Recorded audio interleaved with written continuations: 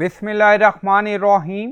Assalamualaikum. My name is Hassan and today we are going to transpose rows into column and columns into row in Microsoft Excel. Before starting work, it's my request, please subscribe my channel. Thank you. Now back to our work. So this is our column. So first we are going to transpose columns into a row. Now copy and now we are going to paste. Now click on it and then right click on it and then you see paste special, so click on it and then you see transpose, enable this option and then click on OK.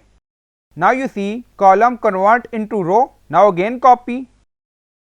So we are going to transpose rows into column. Now copy, now go to column, right click on it and then you see paste special, so click on it, again click on transpose and then click on OK.